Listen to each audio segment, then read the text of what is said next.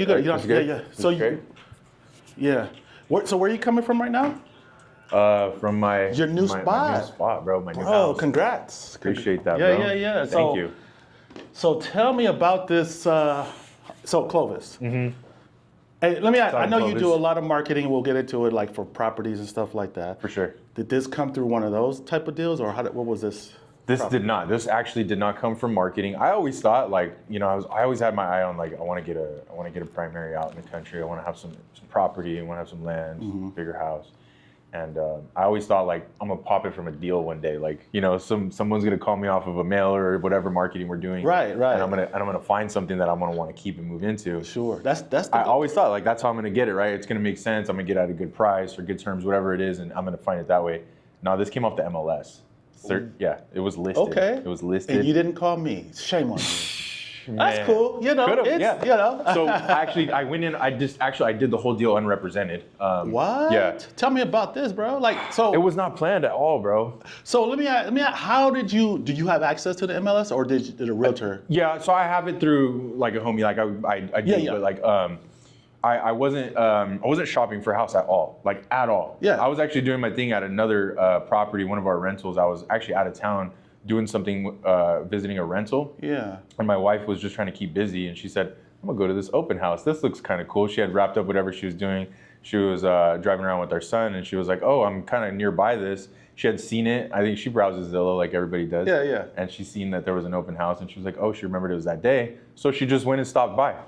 And so she stopped by the open house. She went in there, she walked it, chatted with the agent. Naturally, it came up that we do real estate investing, right? So she shares that with the agent. Sure. Immediately, the agent tells her, oh, well, if you guys are interested in the property, just to let you know, the seller is open to carrying a note on it, so seller finance. Huh. And so she was like, okay. Even then, I didn't know anything about it at the time. I didn't even know she was there. And she texted me and she goes, I came to this open house, 5 acres in Clovis, where like the same area we've been trying to move to in Clovis. And I was like, okay, cool. Like, where's it at? And she sends me the address and she goes, I just walked it. It's pretty cool. She goes, but they're willing to do seller financing. I think you should come look at it. And I was like, all right, fine. So you weren't even shopping for a house? No, I wasn't even shopping for a house, bro. I was happy where I was at. I was good. Yeah. We bought in 2020 and then we refied in 21. I had under a 3% rate. I still do. Man, I have that. That's golden, bro. Bro, yeah. So I was chilling, dude. Like my mortgage was super affordable. We had a nice house. We lived in Fig Garden Loop. Like I was good. And I showed up at the property and I walk it. And even then I kind of just like, yeah, it's cool. Needs some work. Like whatever. They're asking too much. Yeah. So I was like, whatever. But then I started chatting with the agent and I was like, okay, yeah. So, tell me more about what he's open to. Like you mentioned seller finance. And so we start having a conversation that opens up. It stays pretty surface level. She's not actually really sure what he's open to, just that he is open to it. Right. To seller finance, carry the note on the property. How much? We didn't know. Yeah. How much does he want down? How long is the note? What kind of interest? Didn't know. So I said, okay, cool. Thanks for letting us check it out. And we went home. And that night when I was talking to my wife about the house, I was like, hey, the house is pretty cool. We definitely would want to do some updates to it. I said, but I've been thinking a lot more about it since we walked it. And I said, we run a business, obviously. So, banks don't love business owners in general, right? So I was like, we've been wanting to move out there. It's something we're working towards, but just the deal hasn't landed in our lap from our marketing. And I was like, what if we open up a conversation with them about the seller financing and see like what they're really willing to do? And if that's actually something feasible, I said, this may be an opportunity to maybe relatively overpay for the property a little bit in exchange for getting some really dope financing on it. Right, where sweet rate. It might take us a long time to achieve a property like that, Sure. Going through the process of getting a traditional loan. Right. So I was like, maybe we can do something like that. And so we talked about it, slept on it, prayed on it, and then the next morning I said, all right, I'm gonna reach out to the agent. So I did, talk to her a little bit more. By that time, she had talked to the seller. We got some more traction with the conversation as far as what he was open to.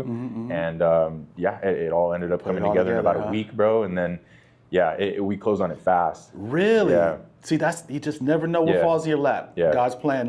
So how many acres is it? How big is it? 5 acres. 5 acres? 5 acres. How many beds, Beth? It's so the main house is actually pretty dope because it's a 5-bed, 3-bath main house. Wow.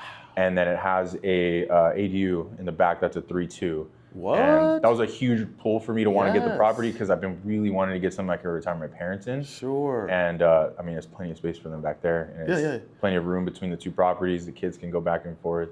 That's So awesome. it was literally a dream that I have been working on for like at least the last 7-8 years. Man, you said you felt it was overpriced initially, like by a lot, or just Um, what are your thoughts on that?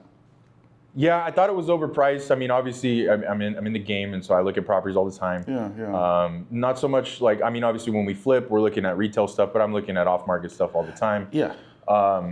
I felt that the property, for the condition that it was in, they were Okay. asking for a little How money. much work did it need? Like, did you have just like paint and carpet, or are we talking major? It didn't need any major Renovation? structural repairs. The roof was good. The HVAC was good. Obviously, this is a rural property, so it was on well and septic. Sure. So that was the stuff that I was like, I got to make sure that that's good to go. Yes.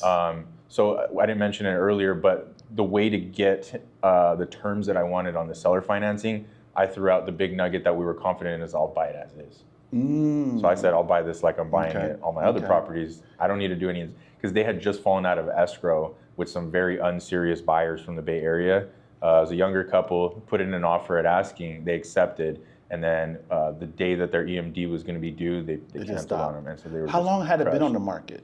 It had been on the market for about a month. Okay. I think it was maybe a month that by the time we had walked it, and they had an open house every weekend.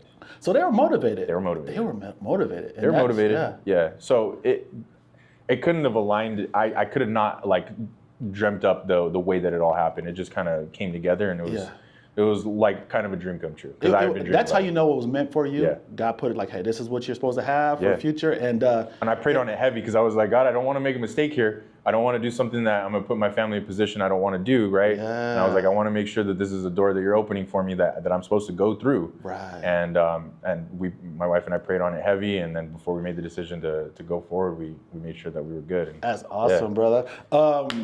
Yeah, you can't turn up. You just can't turn away from deals like that. It's just like yeah. too good. Can't say no. And so, I mean, I know you see a lot of vision for it. What did you do with your current home? Are you renting it out, or what are you doing? So when we decided to buy this home, pretty much our next thought was, what are we going to do with our primary? What are we going to do with our current home? So we have a rental portfolio. So initially we were like, should we keep it as a rental and hang on to it since we're already experienced managing rentals? It has a great interest rate that we don't want to let go of that. Yeah. So initially we were like, let's rent it out. And then we settled on actually deciding to sell it. The reason for that was we were like, okay, we want to sell it because we were already kind of hitting our bandwidth with property management. We do it all in-house, and my wife manages 90% of the workload with property management. So Okay. I don't want to put any more on her plate. And it's a nicer house. It's definitely a lot nicer than the rest of the rentals that we have. And so I was like, this is going to be a different experience. So I don't know. So we were like, all right, we're going to sell the property. We'll just capture all the equity. Unfortunately, we're going to let go of this interest rate. Yeah. But, it's worth it for the trade that we're going to make. So Right. we decided, well, okay, we're going to sell it. Then we had a change of heart. And we said, I think initially we thought we're going to need this cash to make everything make sense and still have our cushion that we're comfortable with. And once we got moved into the property, we still had our old primary, and we were like, man, this is actually still in pretty good shape. Like, it doesn't even take a whole lot to put on the market and get top retail for it. Right. But I was like, but also we could pretty much rent it just the way it is right now. And you got that low rate. And we got that So it low just rate. makes- So I was like, I know this can cash flow. We don't have to try that hard. Yeah. So just recently, like about a week ago, my wife and I decided we're going to hang on to it. We're going to rent it out. So we painted it. We just did paint inside, cleaned it up, and we're going to do like lawn care maintenance, pool maintenance on it for the tenants, and we're just going to rent it out. Sweet. That's Yeah, beautiful. so we're going to hang on to it. Before we go forward, I know there's a lot of listeners who are probably listening to the way you purchased the new house. Sure. And owner finance, seller finance. Yeah. A lot of people are not familiar with what that is. So kind Yeah. of briefly explain what that means. Yeah. My last house I seller financed in Old Fig, and Nice. it was similar situation. Okay. It just fell in Similar my lap. situation. But go ahead. Okay, so for anybody that's not familiar with what that is, so seller finance or owner carry, whatever you want to call it, people have different terms for it. Effectively, what it means is that instead of me going to a bank and going and getting a loan or a mortgage like most people buy their houses with, the seller that owns this property owns it outright. So he doesn't have any debt on the property. So he's able to basically sell me the property and lend me his equity right? Because he doesn't owe anybody anything on the property. Right. So I basically am purchasing the home from him for a discussed down payment or none at all if you can negotiate that. Yeah.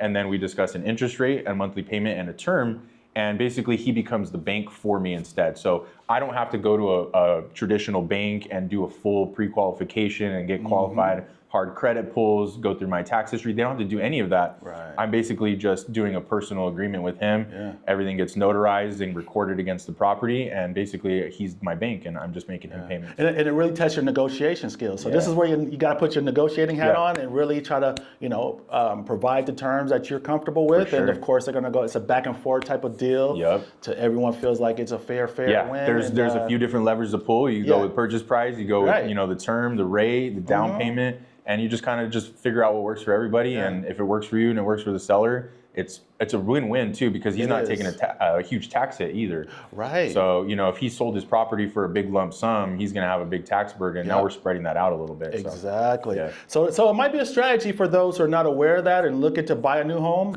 Consider seller financing. I mean, and this is a chance for you can actually off list price or even a little bit more to the seller because the idea is if you're going to live in a home long term. And maybe you're going to get a great rate if you can negotiate the down payment and good rate. Give them the list price, or maybe a little more for Yeah. to incentivize them, and just to make the deal work. Yeah. Right? It could be awesome. Yeah, exactly. It's just a little test to your negotiation skills, and if you can pull the right levers to make it Right. appealing, usually the most appealing thing for them is giving them close to the purchase price that they're asking Yeah, for, yeah. and you just get your terms. So, Right. like How- Chase Morby talks about that. Yeah. And then at some point, sooner than later, you're going to want to refi into just a traditional, Correct. 30-year term, Correct. but based on the deal you make. Correct. But dude, we got so much to cover, bro. Yeah, bro. You were here. We did this pod 2 years ago with Mark. bro. Yeah, 2 years. 2 years ago, bro. 2 years ago, bro. You had a whole nother business. Like you transitioned you're a different person than when we met 2 years ago. So, Yeah. Top Junk at the Yeah, time. yeah. You were doing Trash Haul. Yeah. You were running. So tell me, do you still have that company? Did you let it go? What's going on with that? Bro, What happened dude, on my way over here, I was thinking about that. I was like, man, the last time we sat together and did this, it was like 2+ years ago. And I was like, what was I? I was still running my first company at the time, and I was doing real estate at the same time, and I was just getting going. So since then, about, I would say 6 months or less after we talked and I was running that company, I got a lot more in love with real estate. And again, you talk about alignment and God's plan for us. I had a investor from the Bay Area approach us to purchase the company. I was not looking to sell it. Wow. And they made us an offer I couldn't turn down. And How did they hear about you? so when I was heavier in the home services space, so my company was junk removal, but that category had a lot of other people in there too. Okay. I would go to events, education, stuff like that, conferences. And so I was at a home services event in Arizona, and I was just talking to people and, just talking business and stuff. And I had mentioned real estate, and they could tell I was really interested in it, and I was really doing a lot. Yeah. And so they were like, are you going to go more into real estate, or are you going to keep growing your company? Are you going to consider ever selling your company? There's a lot of guys in home services that are running a good operation and running a good shop. They eventually are looking, to get at least a good exit one day for a lot of people, rather than like gotcha. some people start a business thing, I'm going to pass it down to my kids. Yeah. Other people start a business like I'm going to build this to sell. Sure. When my wife and I started Top Junk, we sat down and we said we're going to build this business to sell. Oh, you already From knew day that going one. in. Gotcha. We didn't know what the timeline was going to be like, Yeah, but we just yeah. used that as like our ethos for how we were going to structure Yeah. our business and like how we were going to operate. We weren't just going to like sling junk and just be quick and dirty to make extra money. It was going to be like, let's build a legitimate operation that's worth something later on. Sure. And it just ended up like the track fast forwarded, and we ended up selling in 2.5 years. That's after crazy. inception. So you and your wife are partners in every business you do. So you guys were partners in that business? She's my partner. That's amazing. She can work as little or as much as she wants to. I've always given her that option, but she likes what we do. Yeah. And so she likes being an active participant. She can't help herself. Like I tell her, like, hey, you don't have to, and she's like, no, I like it. I want to. And so Right. she's been a huge part in everything that I've been able to do. So starting that company, she gave me like the kind of jump off to leave my nursing job and go and start a company. Sure. She helped me build that, and we sold it. And then, she took a little bit of a break between when we sold Top Junk and while I was already still actively doing real estate investing. Yeah. And then eventually she left her corporate job and she just kind of took a break and was just being stay-at-home mom. And then she was like, she couldn't help herself. She's like, She had to get I'm into coming it. in and I'm helping you. And since she's done that, we've grown exponentially too. Wow. So you sell the company to an investor, boom. Mm-hmm. Did you already know what your next move was going to be, full-time real estate, or did you know what direction exactly? Yeah. In real estate, there's so many different categories of real estate, right? sure. Like, so you have Yeah. to pick and choose a lane or Yeah. something. So when I was still doing, like when we talked, I was doing both. I was like 50-50. I was like as much real estate as I can possibly gobble up, you know, in terms of like opportunities, contracts, rentals, whatever I could find. And let's be specific on what Okay. type of real estate investing were you doing? Okay. So At the time, was it wholesaling? Is it buying and holding? So at the flipping? time, I was like, and I still am extremely hungry, and I was like, I want all of it. Okay. So when we talked, I was doing wholesaling, fix and flip, and I had already had, I think at the time, maybe one rental. Okay. One rental property. So I was kind of all exit strategies in real estate investing in terms of those three main categories. But when I was getting ready to, you know, exit out of the company and go full-time in real estate investing, at that time I was heavily focused on fix and flip and wholesaling, not so much rentals. Okay. Since then, now it has in that time period, rentals have become a big part of the picture. But Gotcha. it was all of it. It was all of it. was all of Okay. it, yeah. And so from there, let's talk about selling the company. Now what happens after you sell Top Junk? Boom. So Now sell you're- Top Junk, we get a big payday. So I have more cash in my checking account I've ever seen in my life. And I'm like, okay, I gotta be responsible with this. I'm not gonna blow it, but I have a company to kind of like kickstart, right? Like Yeah. I have a fledgling real estate investment company that I'm still learning the ropes. I'm still learning. I still am today learning all the time. And I'm like, okay, but I have a nest egg that's significantly more than what probably most people will start with if they're not leaving like a Sure. So you corporate job, career for a long time, you know? You know, before we get into that, I had Yeah, a yeah. thought. How did you scale Top Junk so fast to where it was lucrative, like it made sense for an investor to like cash you out? Because Yeah. that's in 2 years. Like, Yeah, bro. how many people build a business in 2 years and able to cash out with the big sum? Like, So what did you do, man? We need the secrets. yeah, so education. Investing in your education is like probably the number one thing. That key to success is investing in yourself first. Yeah. A lot of people can be afraid to spend money on themselves because it's not like a real tangible thing like buying a Yeah. car or a house. But I invested in education from the very beginning. So Okay. when we decided to start that company, I'll tell the story really quick so I'm not long-winded, but we flew from California to North Carolina to a company that was basically helping people establish a junk removal company that they own and operate, but it emulates the way that franchises own and operate. So franchises like Junk King, 1-800-GOT-JUNK, those national chains, Sure. they have very specific systems and processes for how to build their companies and grow them. And this company had figured out a really good way to do that, but your mom and pop owned. Right. And so we started that with professional branding. I went and financed the trucks right away, and we got professional trucks just like they use. Yeah, And yeah. we had an operating system basically downloaded to us immediately.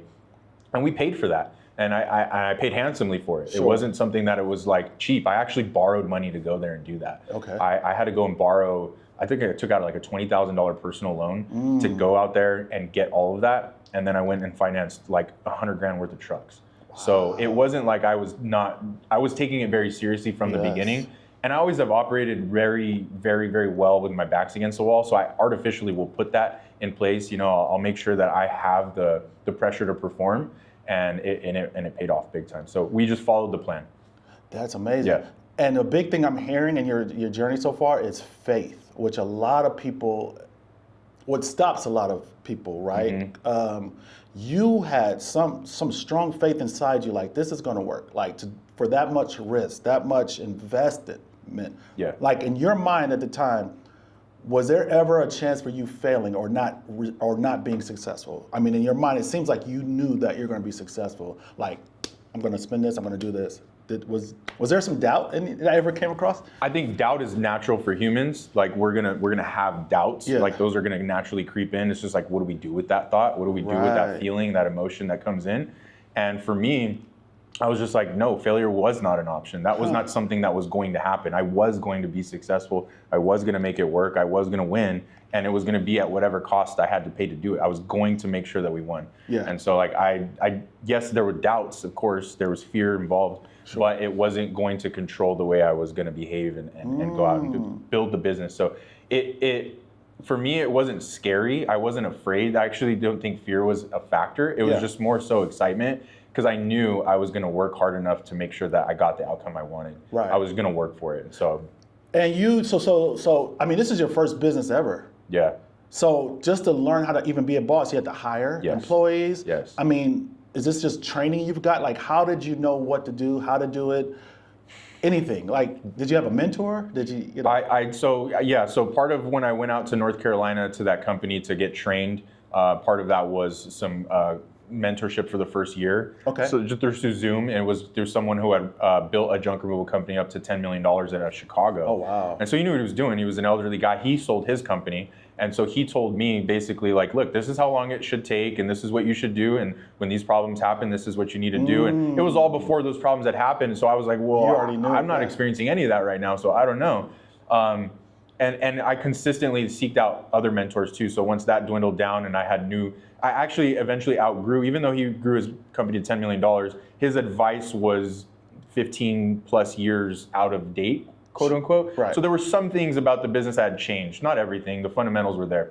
But I had to go and seek new mentors and also network with other people doing a good job. So I was, and I still am, friends with junk removal business owners all over the country. And we're still buddies. We still talk on Instagram and stuff like that. And I just networked a lot with people who were doing a good job. I wanted to surround myself with people who were good operators, had good integrity, were growing their business the right way. And so that helped a lot too. Oh, Just 1,000%. That's networking, bro. See, that's it, people. You gotta surround yourself with the right people. 100%. A lot of people are afraid to ask questions or to seek out mentorships, right? Or afraid to. Yeah. You gotta just go all out. You gotta lower your pride, lower your ego. 100% That's lower what the pride. stops No people. ego, no pride. Ask questions. Yeah, like Yes. I don't know. I'm always learning. Like no matter I'm a how student high forever. you get, you're always learning, and you gotta be a student, Yeah. right? I love that. Man, so great mentorship got you to where you needed to be, built the company up. A lot of sweat and tears and all that happens, right? Yep, blood And- too. right. Yep. Build it up to sell it, which is amazing. Like I said, I'm still blown away in 2 years. Appreciate that. Thank you. All right, there's so much in that we can unpack, but let's fast forward Okay. to the new business of investing, full-time investing. What do you guys focus on? Wholesaling, flipping, rentals. Sounds like you got rentals. Let's go. What's the name of the company, too? So Top Spark Investments. From top junk to top. Yeah, so we kept the top. We kept Gotta the top. keep the top, right? Yeah, we kept the top. So Top Spark Investments was the original company name. I've now since added on a seller-facing brand. So we operate as Top Spark Investments, but our brand, our customer-facing brand is Spark Home Offers. So Spark Home Offers is like what's on our website and on our marketing. So I wanted to just kind of tweak it a little bit to be a little bit more brandable, I guess. Sure. I liked carrying over the legacy from Top Junk to Top Spark. Right. But when I wanted to get a little bit more into like SEO and stuff like that, I wanted to have a little bit more of a clean branded title to have for our sellers who we work with. So Sure.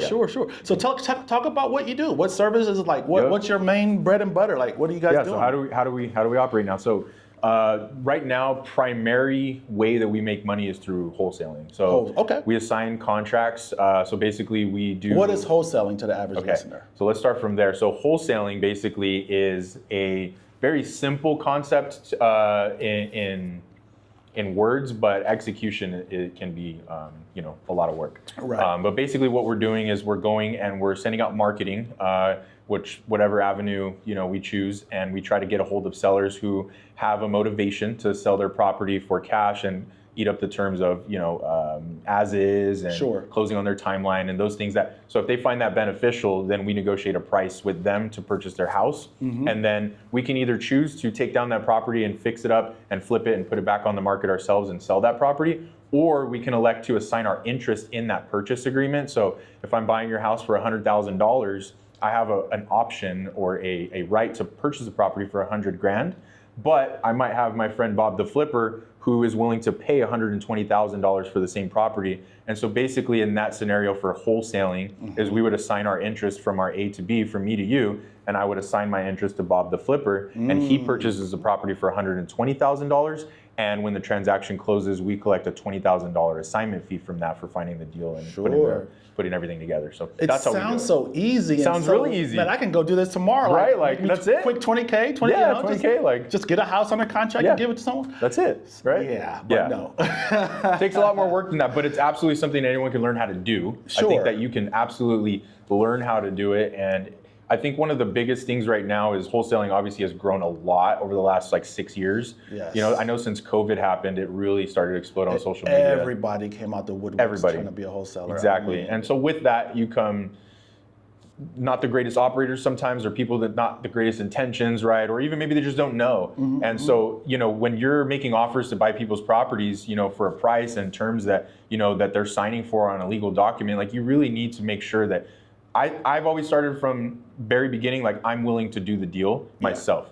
And I won't put it on paper unless I am. Sure. So yes, we do assign our interest to other people so that they can execute it, but we are always willing to perform for the offers that we make. And I think I think everyone should operate that way. Oh, 1,000%. You know, there's people out there that will just do whatever they can to get someone to sign a piece of paper and try to see if they could sell that to someone else. And if they can't, they're canceling on sellers or they're price reducing sellers. And that gives everybody in the industry a really bad, you know, perception. So it's something that, from the very beginning, we just decided like this is how we're going to do business, and we're not going to deviate from it. Yeah. And It's I all know about that's- ethics. Yeah, it's ethics, man. Got to. It is.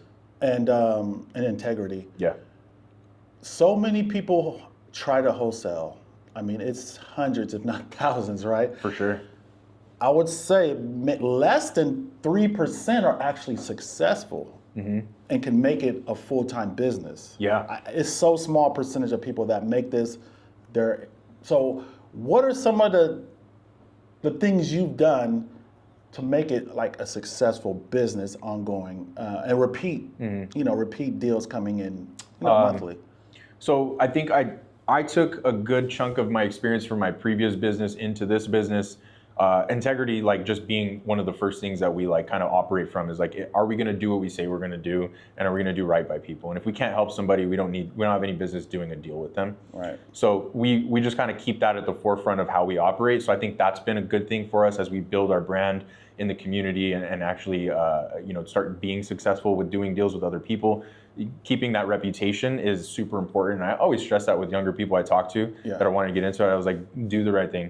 Keep your face clean and do the right thing by people, because you can't last. There's no longevity if you're not if you're not operating with integrity. It's always going to come to a crash at some point. Facts. So that's one of the things. And then the other thing too is just like the principles of like marketing and making sure that we're staying consistent with our marketing, tracking KPIs, key performance index or indicators, things that we know we can measure so that we can manage it, right? If we can't measure it, we can't manage it, we can't make changes to what we're doing if we're not measuring it. So we measure things like what our response rate is to our marketing. So one of the channels we use is direct mail. So if we send out letters to certain lists or to certain areas, we're measuring what that response rate is how many gross leads or just volume of calls for whatever reason that they decide to call us. We measure that and we say how many calls did we get from this type of marketing.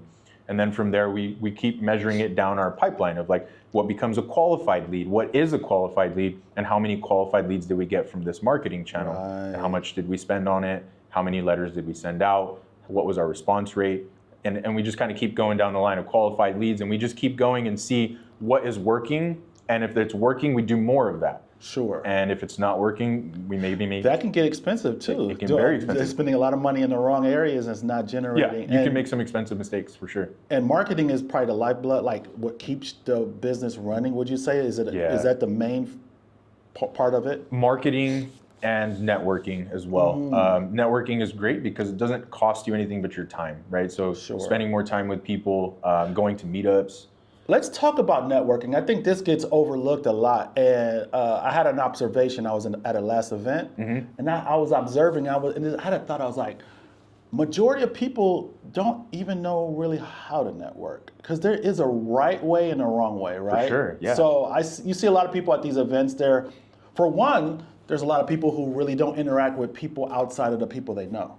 So they go to these networking events. They're getting in these rooms, and they stay in their group. Right. Or their home, or their buddy, and they just stay with them and talk to them. Right? There's that side, And then the other side, which I'm very guilty, I've been guilty of a lot, is meeting a lot new people, having great conversations, even exchanging information. Go home and forget about it. No, never. Like Joe, never reach John, out. who, Never like, and follow never up. call, never follow up.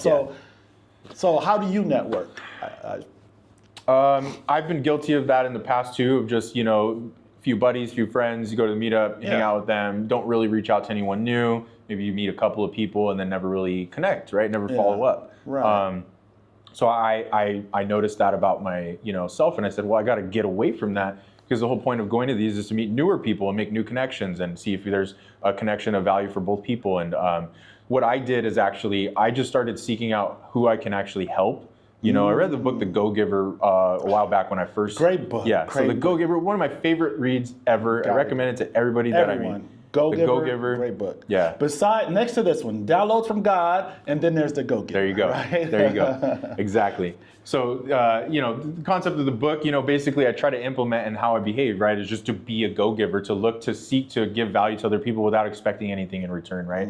And so when I go to meetups now, if someone approaches me and asks what I do or anything like that, I'm constantly trying to understand what is it that they do or what they need help with, and if there's any value I can provide them. So that has strengthened my ability to network, because now I'm just looking to add value to other people. Sure. Who doesn't want more value? Like, everyone is going to receive and appreciate more value. Brother. And you have to have value You do. to offer value. And everybody does have some value to offer, right? And not everyone knows what their value is. That is so, so key. I think there's a lot of people that don't feel confident that they have anything to add, especially if you're going to something like a real estate meetup and you're not really doing anything in real estate yet. You're interested in it. You want to learn about it. That's why you're going. And you're like, I don't have anything to offer these people. Everyone here is doing tons of deals. I've never done a deal before, or I've only done one, or I don't really know anything about real estate. How am I going to add value to any of the people in this room? Not true. Everyone has value. It takes some time and some effort to really look inside and feel like, what can I do to help somebody? My first mentor, Jason Pritchard, in real estate, Shout out Jason. shout out Jason Pritchard. He taught me how to do this the right way. Okay. I sought him out on Instagram while I was still running Top Junk, and it took a few messages to get a hold of him and actually get his attention. And I led with trying to provide value. I was like, hey, I really want to learn this, but I ain't expecting it to be for free. So what I said is like, hey, look, I have this junk removal company. I want to help you. Give me your nastiest, dirtiest property to trash out and do it for free. Just please tell me how a deal goes. Like, please just show me, like, how does it go from A to Z? Like, how do you go from getting something under contract or whatever the terminology was? I didn't even know the words. Right. I was like, just teach me how to do what you do, because I really want to do this too.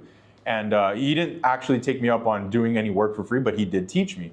And so it was about leading with value and finding out what does someone else need that I can provide, even if that's of my time or my effort to give them. And don't just say like, hey, how can I help you for free? It's not about just like, because there's people that are doing a whole lot that get approached constantly saying like, I'll work for you for free, just teach me. That's not really what someone's always looking for. Sometimes it's about like figuring out enough about what they do to say like, okay, I can do this and I know it's going to provide them value, so I'm just going to go do it for them. Right. Just go do it for them Right. and be like, hey, I did this for you. You're not expecting anything in return. I got a question, man. It probably goes back to your childhood, because we'll get into, if we got a lot of time. Sure. Because the way your mind works, the average person doesn't operate that way. You know what I mean? It kind of goes against, I guess, nature, like as far as humbling yourself so much to where it's like you're approaching people the right way, knowing, understanding that I have something to offer. I need to offer this person something. I need to be of value. The trade thing, the whole like, hey, I'll give you this. Can you teach me this or show me that? Like, or I just want to be in your sphere of influence. I just want to be around you. And not just being like a go taker. You're also trying to give as well as you're learning. So, how are you like? Who raised you? My parents and my grandparents, they raised me, man. Yeah, I like to think I had a solid shot at going somewhere, because they kind of were there to lift me up and push me to the next level. I've always been wired as kind of like a go-getter. I've always been wired as someone that wants to achieve more, and like I don't know really where technically that comes from. I don't know if there's something in my past that Right. use that, but it's been there a long time. Were your parents entrepreneurs, business owners, or No, anything? not at all. No. No, I have no entrepreneurs in my family line at all. Wow. Where did you grow up? So I grew up between San Jose and Salinas. So part of my early childhood was San Jose, and then I moved to Salinas when I was very young. So I grew up in Salinas, and when I graduated high school, I moved to Fresno for Fresno State. I'd never been to Fresno before that, and so I chose Fresno State to go to college. Okay. That's when I ended up out here. And then I actually didn't end up finishing at Fresno State. I had some other personal life stuff that took me back to the Bay Area where my parents moved back after I graduated from high school. Okay. Stayed with them, and I had to go back to community college, started working. My first taste of like higher return in terms of money for effectiveness at work versus trading your time was when I got my first commissions like sales job. I worked at Pep Boys. It actually started here at the Clovis location. When I was in college, they hired me to stock parts and offload trucks at 5 a.m. before class. Like I was a hustler my whole life. Wow. And I eventually started picking up phones when the store opened, right? It wasn't even my job, but I started answering phones for people. Well, people were starting to book like services, like buying tires or oil changes and stuff like that. And the people's job it is to answer the phones are called service advisors, and they get paid a commission for whatever they sell service for. So I started booking like something like 4 tires installed with someone would make an extra $100 on, you know, or whatever it was if they were the salesperson, but that wasn't my job. And it wasn't even your Eventually they're like, well, you're selling stuff, so here's your new job. And I got the taste of that, and I was like, oh, I can make more than just an hourly. And I started making more than all my friends my age because I was just good at talking to people. And that was just natural. That came natural. I've always liked to conversate with people. So let's pause there because it's a very important lesson to people. And I know you're a man of faith. I can tell by your posts and everything you speak of. Yeah.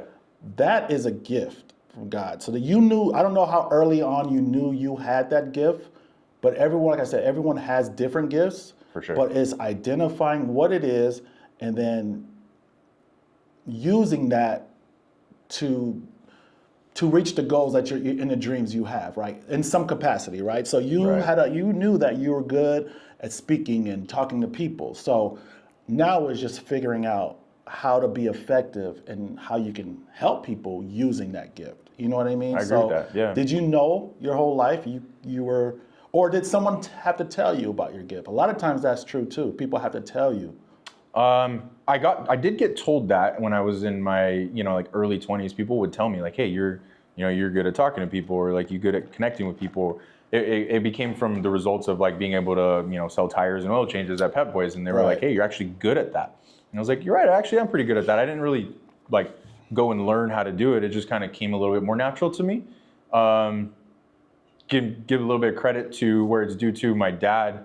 I think people have always told him, and I just kind of maybe internalized that, was people have always told him he's good at talking to people, he's good at selling and his job and what he's doing. And so I always thought like, well, maybe I inherited that from him a little bit. Maybe I am good at that too. So maybe that also kind of was planted a seed early on. Is like, I can also be good at that. Yeah. And so that came, that confidence maybe came from it a little bit too. Maybe, I don't know. And that's a key factor to sales, like in general, or just dealing with people. And like all your businesses, you're dealing with people, right? It's and people. So that's what you're here to do. Yeah. And the journey is not over. Not even close.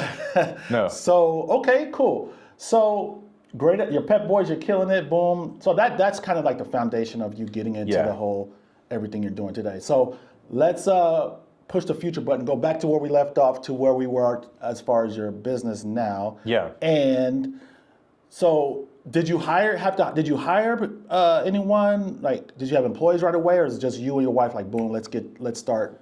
So it started without her being heavily involved at all. It was kind of like she was hands off with it. She was like, get your thing going, and she still had her corporate job, so I wasn't expecting anything from her. So eventually we ended up hiring, our first hire was a virtual assistant out of the Philippines. Okay. So her job was basically to just give as much admin and general support to me as I could get, because I have straight up ADHD. I am a disorganized individual, and it is like, grinds my gears to try to get organized. Right. It's a handicap in some ways, but in other ways it's a superpower too, because I can also hyperfixate on things that I'm really interested in. And if those things that I'm really interested in give outsized returns, like sales success or money or whatever it is, Yeah. that I try to channel that. And so the other things that I'm not great at, I try to delegate. Right. And so the virtual assistant was a kind of a no-brainer. We used virtual assistants in our junk removal company, so we already had experience with them. Okay. So I was already bought in with that. I didn't have to be like convinced that they're okay and they worked. Like they absolutely did great for us in junk removal, answering our phones, dispatching our crews, doing our CRM management. So I was already like, yeah, I'm going to use one. Yeah. So we for started sure. with the VA. Okay. And so marketing. So did you? I think your bread and butter is with the direct mail. You Correct. Do that? Yeah, Which yeah. is the most expensive, or one of the most expensive. Yeah, it's up there in terms of price for marketing. Yeah. I started with direct mail mostly because it made the most sense to me to be able to just develop like a sales funnel around it.